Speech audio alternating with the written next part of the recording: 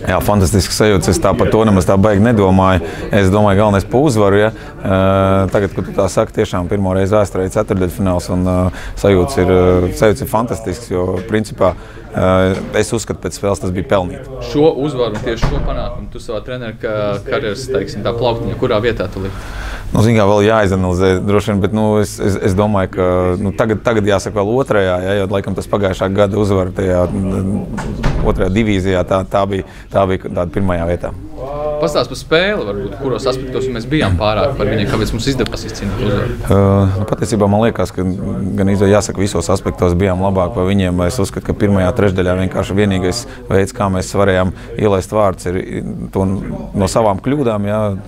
Un tā arī bija. Tie momenti radās pie mūsu vārtiem tikai mūsu pašu kļūdu dēļ. Super nostāvēja mūsu vārdsargs Artūrs Šilovs, ja, un spējām saglabāt 0-0. Lai gan pašiem arī bija momenti, pirmajā trešdaļā vairāk momenti, tiešām tādi hokeistiski izveidoti momenti. Ja, ne tā kā to, ko mēs iedevām, teiksim, tā Slovākiem atmetām rības, gan drīzāk, ka viņi gāja 1-1 ar mūsu vārdsargu. Ja. Nu, un otrajā periodā viss, kas saka, parunājām nedaudz par to, ka vienīgais veids, kā viņi var mūs vinnēt šodien pēc tā noskaņojuma, ir tiešām, ja mēs viņam to iedodam. Iznāca uz otro trešdaļu, iznāca pilnīgi cita komanda, viena no labākajām. Es domāju, ja ne patiesībā labākā otrā trešdaļa, kāda, man liekas, ir bijusi man treneru karjerā ar 18 spēlētājiem. Es neredzēju, ja godīgi, īpašs variants Slovākiem šajā spēlē tikt pie uzvaras.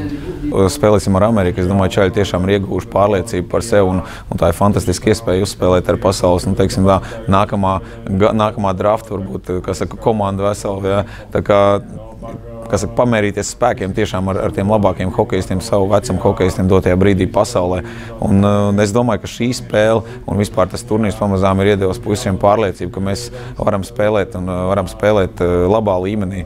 Protams, pret Ameriku vēl neviens šajā turnīrā nav nospēlējis, teiksim, tā veiksmīgu spēli rezultāta ziņā un arī tiešām spēles ziņā. Amerika tiešām dominē, ļoti labi slidojoša komanda. Nu, mēģināsim, izslidot līdzi un arī iedzelt.